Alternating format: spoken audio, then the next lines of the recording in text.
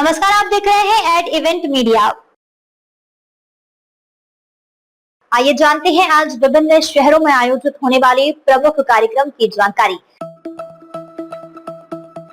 Greater Noida के India expo mart में आयोजित एमटेक्स 2026 का आज अंतिम दिन है। इस 4 दिवसीय अंतर्राष्ट्रीय प्रदर्शनी में machine tools, automation, CNC, industry 4.0, robotics और एडवांस्ड मैन्युफैक्चरिंग टेक्नोलॉजी के प्रमुख ब्रांड्स अपने नवीनतम उत्पाद और तकनीकें प्रदर्शित कर रहे हैं। तमिलनाडु के मदुरै में मेडिस्ट्रिया प्रिंट एंड पैक एक्सपो 2026 आज से शुरू हो गया है। यह 2 दिवसीय प्रदर्शनी 27-28 जुलाई 2026 तक चलेगी। एक्सपो में प्रिंटिं, पैकेजिंग और लेबलिंग इंडस्ट्री की अग्रणी कंपनियां digital printing, packaging machinery, labelling technology और अन्य नवीनतम समाधान प्रदर्शित कर रही है। यह आयोजन उद्योग विशेषज्ञों, निर्माताओं और व्यापारियों के लिए नेटवर्किंग और नए व्यावसायिक अवसरों का महत्वपूर्ण मंच है। Graphic and digital print show 2026 आज बेंगलुरु में शुरू हो रहा है। इस प्रदर्शनी में digital printing, etching, lithography, screen printing और आधुनिक प्रिंट मेकिंग तकनीकों का प्रदर्शन किया जाएगा। देश भर के कलाकार, डिजाइनर, प्रिंटिंग विशेषज्ञ और उद्योग पेशेवर नवीनतम तकनीकों और रचनात्मक नवाचारों से रूबरू होंगे। आइए जानते हैं खास खबरें।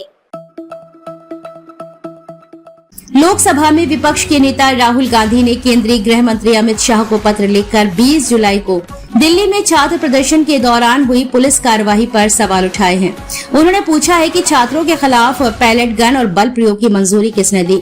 आखिर इस कार्रवाई का आदेश किसने दिया है? क्या सरकार इन सवालों का जवाब देगी और जिम्मेदारी तय होगी? केंद्रीय शिक्षा मंत्री पद से धर्मेंद्र प्रधान के इस्तीफे के बाद मध्य प्रदेश के मंत्री कैलाश विजयवर्गीय ने बड़ा दावा किया है। उनका कहना है कि छात्र आंदोलन शुरू होने के पहले ही दिन प्रधान इस्तीफा देने को तैयार थे, लेकिन भाजपा नेतृत्व ने उन्हें रोक दिया था। आखिर पार्टी ने उस समय इस्तीफा क्यों नहीं लिया और बाद में क्या बदला कि प्रधान ने पद छोड़ दिया? महाराष्ट्र की राजधानी मुंबई में आज छात्रों के समर्थन में शिवसेना, यूबीटी और मनसे की तरफ से विजय मार्च निकाला गया। इस दौरान उन नीट परीक्षार्थियों को श्रद्धांजलि दी गई जिन्होंने आत्महत्या कर ली थी। वहीं इस मौके पर राज ठाकरे और उद्धव ठाकरे ने केंद्र सरकार पर निशाना भी साधा है।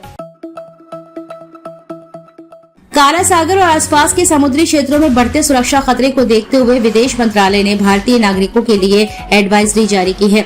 मंत्रालय ने कहा है कि कॉमर्शियल जहाजों पर नौकरी स्वीकार करने से पहले सुरक्षा जोखिमों का आकलन करें और जारी सभी सुरक्षा निर्देशों का सख्ती से पालन करें।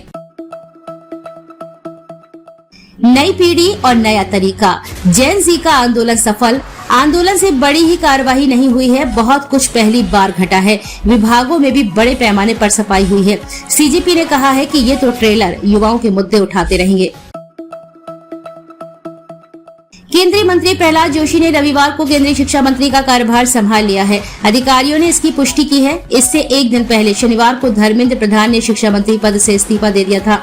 प्रहलाद जोशी के पास पहले से ही उपभोक्ता मामले, खाद्य एवं सार्वजनिक वितरण मंत्रालय की जिम्मेदारी है।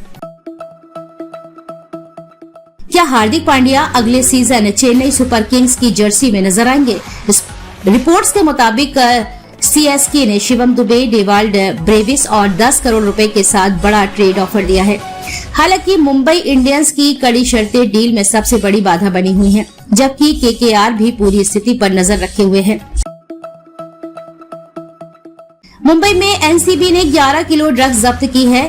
जब्त ड्रग्स एफेड्रिन है, जिसे बेडशीट, फोटो फ्रेम और फ्लोर मैट में बड़ी ही चालाकी से छिपाकर न्यूजीलैंड ले जाया जा रहा था। यूपी के जौनपुर जिले में प्रेमी के साथ मिलकर पत्नी ने पति की हत्या कर दी। इसके बाद सुबह घर की लिपाई कर दी है। अंतिम संस्कार से पहले हत्या का राज खुल गया। पुलिस ने प्रेमी और पत्नी के खिलाफ प्राथमिकी दर्ज कर ली है। कांग्रेस महासचिव केसी वेणुगोपाल ने दिल्ली में नीट पेपर लीक को लेकर प्रदर्शन कर रहे छात्रों पर हुई पुलिस कार्रवाई को लेकर प्रधानमंत्री नरेंद्र मोदी से माफी मांगने की मांग की है। उन्होंने कहा कि विपक्ष इस मुद्दे को संसद में उठाएगा। कांग्रेस इस मामले को किस तरह संसद में लेकर जाएगी और परीक्षा सुधार पर केंद्र सरकार के प्रस्तावित कानून को लेकर क्या रुख अपनाएगी। राहुल गांधी ने राहुल गांधी ने धर्मेंद्र प्रधान के इस्तीफे पर प्रतिक्रिया देते हुए इसे देश की शिक्षा व्यवस्था को फिर से संवारने की दिशा में बड़ा कदम बताया है। उन्होंने सोशल मीडिया मंच एक्स पर एक वीडियो साझा कर छात्रों के आंदोलन की सराहना की है।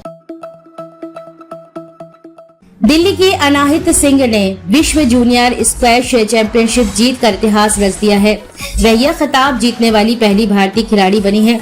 लेकिन यह सिर्फ एक स्वर्ण पदक की कहानी नहीं है, यह उस बच्ची की कहानी है जिसने कभी पीवी सिंधु को देखकर बैडमिंटन खेलने का सपना देखा, फिर एक कठिन फैसला लेकर स्क्वैश चुना और आज पूरी दुनिया को बता दिया कि सपने रास्ता बदल सकते हैं, मंजिल नहीं। कारगिल विजय दिवस पर रक्षा मंत्री राजनाथ सिंह ने कहा है कि ऑपरेशन सिंदूर ने भारत के आतंकवाद के खिलाफ जीरो टॉलरेंस नीति को दुनिया के सामने साबित किया है और पाकिस्तान के हर दुस्साहस का करारा जवाब दिया जाएगा। उन्होंने स्पष्ट किया है कि पाकिस्तान से यदि कोई बातचीत होगी तो वह केवल पाकिस्तान अधिकृत कश्मीर के मुद्दे पर ही होगी। बागपत में सुशील मूछ गिरोह का शूटर पुलिस मुठभेड़ में मारा गया बदमाश विपुल पश्चिम से पूर्वांचल के बदमाशों के गैंग से जुड़ा रहा। एसटीएफ मेरठ और सिंघावली अहीर थाना पुलिस के साथ सेड़भर मार्ग पर सिंचाई विभाग के बंगले के पास मुठभेड़ हुई थी। पुलिस ने 2 पिस्टल, कारतूस और बाइक बरामद कर ली है। बांकीपुर उपचुनाव प्रचार अब अंतिम चरण में पहुंच चुका है। प्रत्याशी चुनाव में जीत के लिए पूरी ताकत झोंक चुके हैं। इसी क्रम में प्रशांत किशोर ने भाजपा पर एक बड़ा आरोप लगाया है। नीट पेपर लीक विवाद को लेकर चले आंदोलन और धर्मेंद्र प्रधान के इस्तीफे के बाद सीजेपी संस्थापक अभिजीत दीपके ने वीडियो जारी किया है। उन्होंने कहा है कि यह आंदोलन खत्म नहीं हुआ है बल्कि एक नई शुरुआत है। दीपके ने समर्थकों को लेकर भी कई बातें कही हैं। करीब 10 साल के बाद नेपाल ने भारतीय 200 और 500 रुपए के नोटों को लेकर बड़ा फैसला लिया है। अब भारतीय और नेपाली नागरिक तय सीमा के भीतर इन नोटों को नेपाल ला और ले जा सकेंगे। हालांकि यह छूट केवल 9 नवंबर 2016 के बाद जारी हुए नोटों पर लागू होगी और अधिकतम सीमा 25,000 रुपए होगी। अब बात करते हैं मौसम की। दिल्ली में आज बादलों की आवाजाही के साथ अधिकतम तापमान 35 डिग्री सेल्सियस और न्यूनतम तापमान 29 डिग्री सेल्सियस रहने का अनुमान है। देहरादून में आज अधिकतम तापमान 31 डिग्री सेल्सियस और न्यूनतम तापमान 25 डिग्री सेल्सियस रहने के साथ ही भारी बारिश की चेतावनी जारी की गई है। पंजाब में आज अधिकतम तापमान 34 डिग्री सेल्सियस से 35 डिग्री सेल्सियस और न्यूनतम तापमान 29 डिग्री सेल्सियस के आसपास रहने का अनुमान है। उत्तर प्रदेश में सोमवार से मानसून एक बार फिर पूरी तरह से सक्रिय हो रहा है, जिसके चलते मौसम विभाग ने राजधानी लखनऊ सहित 60 से अधिक जिलों में अगले 5 दिनों के लिए भारी बारिश और बिजली गिरने का अलर्ट जारी किया है। मध्य प्रदेश में मानसून पूरी तरह से मेहरबान है, जिसके चलते मौसम केंद्र भोपाल ने भिंड जिले में अति भारी बारिश का रेड अलर्ट और भोपाल, जबलपुर सहित राज्य के 35 जिलों में भारी बारिश की चेतावनी जारी की है। आइए जानते हैं आज का राशिफल।